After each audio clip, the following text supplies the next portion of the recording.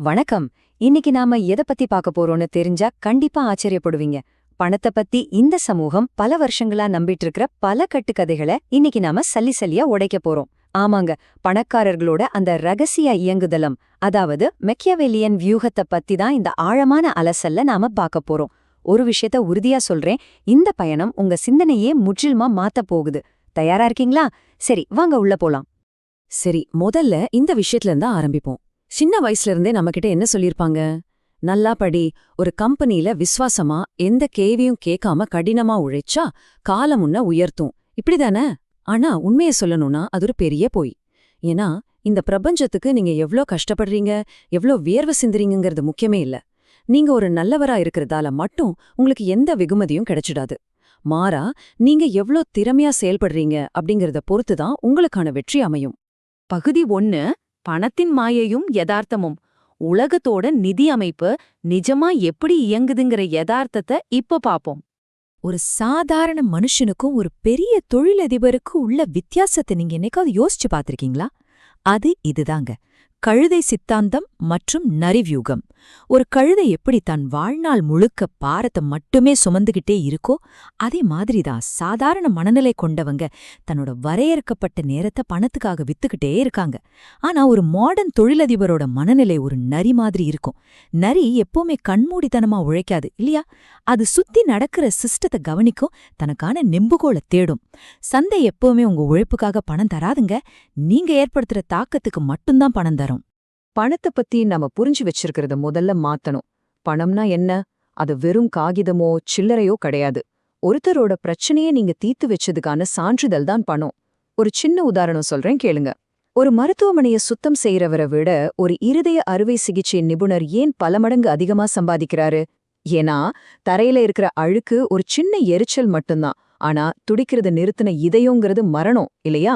நீங்க தீர்க்கிற பிரச்சனை எவ்வளோ பெரிய வலிய தருதோ அதுக்கான சன்மானமும் அந்த அளவுக்கு ரொம்ப பெருசா இருக்கும். சிம்பிள். பகுதி 2, வியூக நெம்புகோல் மற்றும் சொத்து உருவாக்கம்.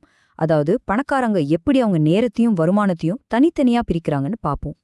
பணக்காரங்க தங்களோட செல்வத்தை தானியங்கியா மாத்துறதுக்கு மிக முக்கியமான 3 நெம்புகோல்களை பயன்படுத்துறாங்க. முதல் நெம்புகோல் மனித உழைப்பு, அதாவது மத்தவங்களோட உழைப்ப விலைக்கு வாங்குறது. 2வது மூலதனம், இது நமக்கு ரொம்ப தெரிஞ்சதுதான், அதாவது நம்ம பணத்தையே நமக்காக வேலை செய்ய வைக்கிறது. ஆனா 3வது ஒன்னு இருக்கு பாருங்க, அதுதான் இப்போதைய மாலன் ஆயுதம், குறியீடும் மற்றும் ஊடகம். ஒரு சாஃப்ட்வேரோ இல்லனா ஒரு யூடியூப் வீடியோவோ நீங்க ஒரு முறை தான் உருவாக்குறீங்க, ஆனா அது பல வருஷங்களுக்கு உங்களுக்காக தூங்காம பணத்தை சம்பாதிச்சு கொடுத்துக்கிட்டே இருக்கும். இதுதாங்க உண்மையான ஆட்டோமேஷன்.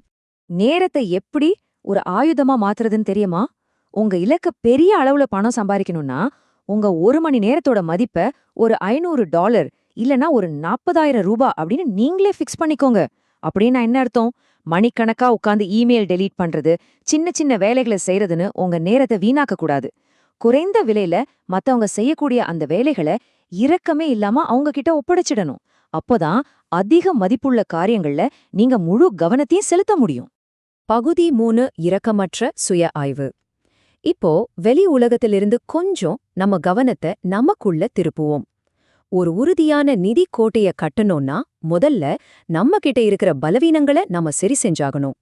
வறுமைங்கிறது சும்மா பணம் இல்லாத நிலைமை இல்லைங்க, அது ஒரு வைரஸ் மாதிரி. அது எப்படி பரவுதுன்னு நினைக்கிறீங்க?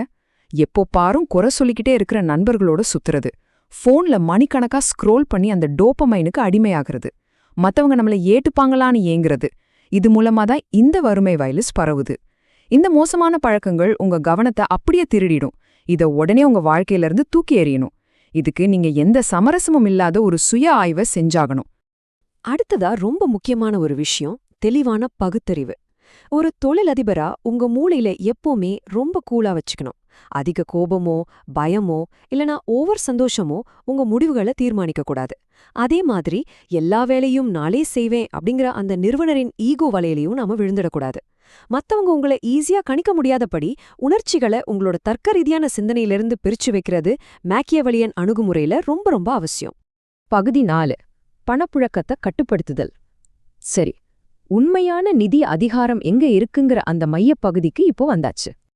இந்த விஷயத்துல எனக்கு ரொம்ப பிடிச்ச சுவாரஸ்யமான பகுதி இதுதான், பணத்தை ஒரு இராணுவத்தோட ஒப்பிட்டு பார்க்கறது. உங்க ஒவ்வொரு ரூபாயும் உங்களுக்காக சண்டை போடுற ஒரு படைவீரன். அந்த வீரர்களை தேவையில்லாத ஆடம்பர பொருட்கள் வாங்குறதுக்காகவோ தற்காலிக சந்தோஷத்துக்காகவோ பலி கொடுத்துடக்கூடாது. மாறா, உங்களுக்கு பல மடங்கு பணத்தை திருப்பி தரக்கூடிய சொத்துக்களை கைப்பற்ற அந்த வீரர்களை சரியான வியூகத்தோட நீங்க களமிறக்கணும். கடனை எப்படி பயன்படுத்துறாங்கங்கறத வச்சுதான் வெற்றியாளர்கள் தீர்மானிக்கப்படுறாங்க.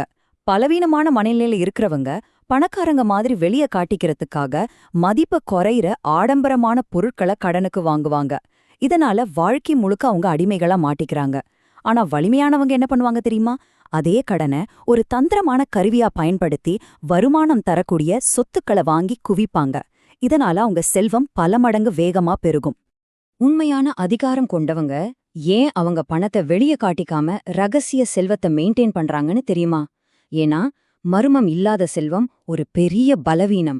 நீங்க உங்ககிட்ட இருக்கிறத காட்டி பெருமை அடிச்சுக்கிற ஒவ்வொரு முறையும் உங்கள வேட்டையாட காத்துட்டு இருக்கிறவங்களுக்கு நீங்களே ஒரு இலக்கா மாறிடுறீங்க. அதனால பந்தா பண்றத நிறுத்துங்க. உங்க அமைதியான ஒழுக்கம்தான் உங்களுக்கு மத்தவங்க கிட்ட இருந்து ஒரு நிரந்தரமான மரியாதைய பெற்றுத்தரும். இது உங்க நிதி சுதந்திரத்தை கட்டமைக்கிறதுக்கான ஒரு தெளிவான பாதை. சும்மா எல்லாம் சரியாகும்னு நம்பிட்டு இருக்கிறது ஒரு வியூகமே கிடையாது. மாசம் அதிக மதிப்புள்ள ஒரு திறனை கத்துக்கோங்க. 6வது மாசம் அத வச்சு ஒருத்தரோட பெரிய பிரச்சனைய தீர்த்து வைங்க. 2வது வருஷம் அதுல இருந்து வர்ற லாபத்தை பத்திரமா பாதுகாங்க.